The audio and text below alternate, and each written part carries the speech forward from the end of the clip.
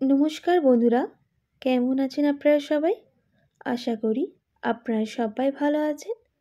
আর Prius cooking ব্লগে আপনাদের সবাইকে স্বাগত জানাই।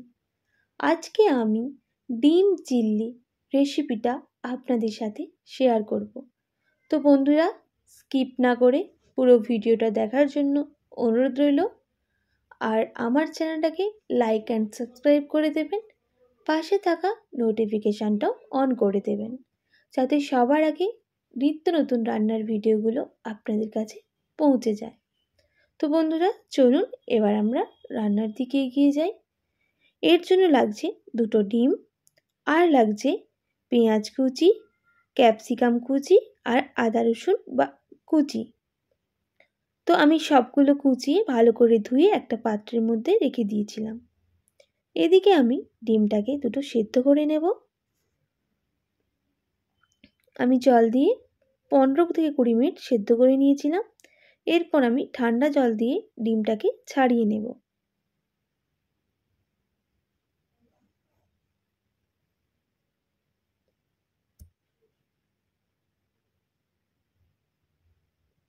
দেখুন, ডিমটা ছাড়ানো হয়ে গেছে ডিম দুটো। এরপর আমি একটা ছুরির সাহায্যে ডিমটাকে 4 ভাগে ভাগ করে নেব। দেখুন কিভাবে কেটে নিচ্ছি।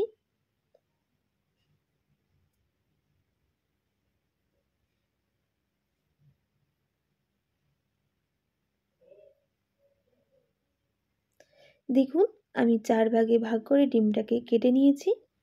এইভাবে আরও একটা ডিম আছে, সেটাকেও কেটে নেব। দেখুন, আমাদের ডিমগুলো এইভাবে কাটা হয়ে গেছে। এরপর আমি এর জন্য একটা ব্যাটার তৈরি করে নেব।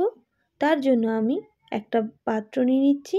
তার মধ্যে 2 চামচ ময়দা আর 2 চামচ কর্নফ্লাওয়ার লাগছে।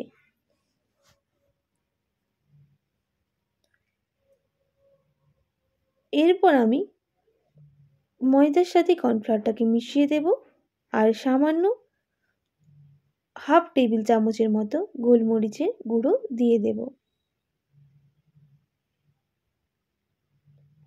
এবার ভালো করে গোলমরিচ গুঁড়োটাও ওই শুকনো উপকরণের সাথে মিশিয়ে নেব। সবশেষে আমি দিয়ে দেব এখানে লবণ আর লঙ্কার গুঁড়ো। এরপর জল দিয়ে একটা ব্যাটারের মতো তৈরি করে নিচ্ছি।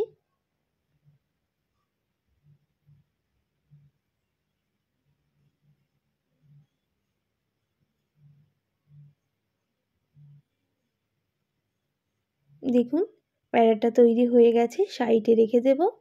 এরপর একটা কড়া বসিয়ে দেব আর কড়ার মধ্যে আমি দিয়ে দেব সাদা তেল।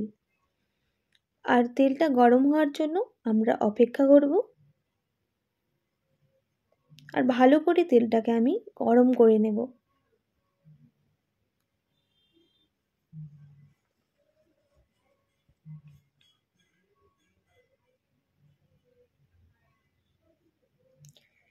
এরপর আমি গরম হয়ে গেলে এর মধ্যে ডিম দিয়ে, যে ব্যাটারটা তৈরি করেছিলাম, ডিমটা তার মধ্যে দিয়ে আমি ভালো করে চামচের সাহায্যে ব্যাটারটা ডিমের সাথে মিশিয়ে আমি চামচ দিয়েই তেলের মধ্যে দিয়ে দেব। দেখুন,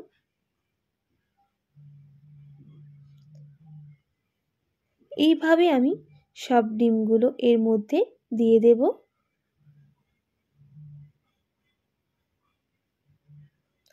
আর ভালো করে ভেজে নেব।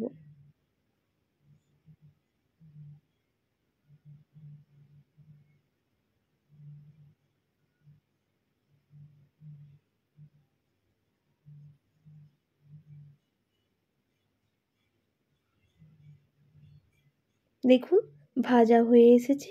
আমি এবার একটা পাত্রের মধ্যে নামিয়ে নেব আর একইভাবে সব ডিমগুলো আমি ভেজে নেব।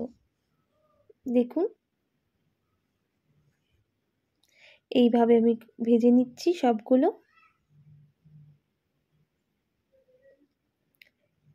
এরপর আমি আবারও ওই তেলের মধ্যে দিয়ে দেব আদা কুচি আর রসুন কুচি।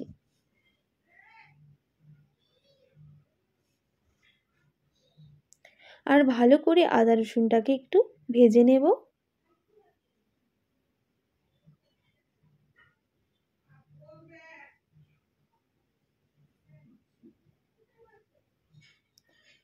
যতক্ষণ না আদা রসুন থেকে কাঁচা গন্ধটা চলে যাচ্ছে ততক্ষণ আমি ভেজে নেব। আর ভাজা হয়ে এলে আমি এর মধ্যে এবার দিয়ে দিচ্ছি পেঁয়াজ কুচিগুলো।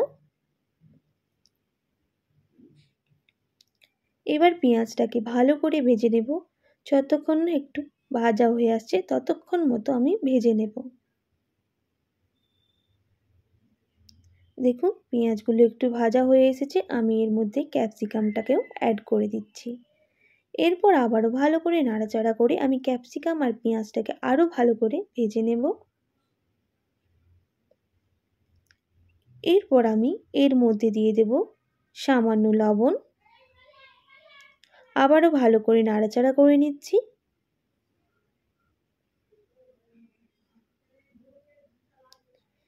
এরপর আমি এদিকে সসটা রেডি করে নেব। তার জন্য আমি এখানে দিয়ে দিচ্ছি 3 থেকে 4 চামচ টমেটো কেচাপ,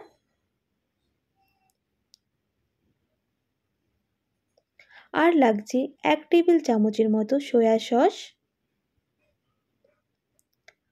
আর আমি দিয়ে দেব সামান্য গ্রিন চিলি সস। এরপর আমি সসটা এদিকে রেডি হয়ে গেছে। দেখুন এদিকে পেঁয়াজ ক্যাপসিকামটাও ভালো করে ভাজা হয়ে গেছে। এরপর যে সসটা জলের মধ্যে গুলিয়ে রেখেছিলাম এর মধ্যে দিয়ে দেব আর ভালো করে একটু ভেজে নেব। ভালো করে সসের সাথে পেঁয়াজ আর ক্যাপসিকামটা ভেজে নেব। দেখুন কিভাবে ফুটে এসেছে।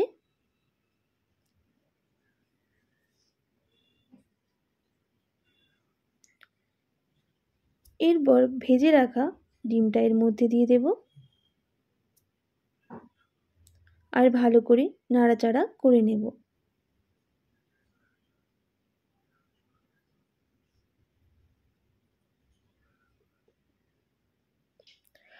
দেখুন একদম তেল বেরিয়ে গেছে এর মধ্যে থেকে।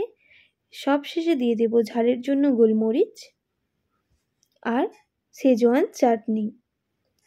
এরপর আবারও ভালো নাড়াচাড়া করে নেব কিছুক্ষণ। আর কিছুক্ষণ শেজওয়ান চাটনিটা যেহেতু দিয়েছি এই মুহূর্তে আমি আরও কিছুক্ষণ নাড়াচাড়া করে নিচ্ছি। তো বন্ধুরা আপনারা শেজওয়ান চাটনিটা নাও ইউজ করতে পারেন। আমি লাস্টে ইউজ করেছি। যে কোনো চিলি চিকেন বা চিলি সোয়াবিনে যদি আপনি একটু শেজওয়ান চাটনি ইউজ করেন আপনারা সত্যি অসাধারণ লাগে, তাই আমি ইউজ করেছি। তো বন্ধুরা দেখুন ডিম চিলি থেকে কিভাবে তেল ছাড়তে শুরু করে দিয়েছে। একদম রেডি হয়ে গেছে। এবার একটা পাত্রের মধ্যে আমি নামিয়ে নিচ্ছি। গরম গরম ডিম চিলি একদম রেডি।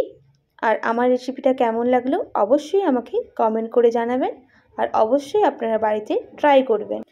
আর আমার ভিডিওটা যদি ভালো লেগে থাকে like, comment, share and subscribe করে দেবেন। পাশে থাকা নোটিফিকেশানটাও অন করে দেবেন যাতে সবার আগে ভিডিওগুলো আপনাদের কাছে পৌঁছে যায়। তো বন্ধুরা ভালো থাকবেন, সুস্থ থাকবেন। এখনের জন্য টাটা। আর আমার সাথে আমার ভিডিওটা এতক্ষণ দেখার জন্য অনেক অনেক ধন্যবাদ আপনাদেরকে। আবারও ফিরে আসছি কোনো নতুন ভিডিও নিয়ে। এখনের জন্য টাটা।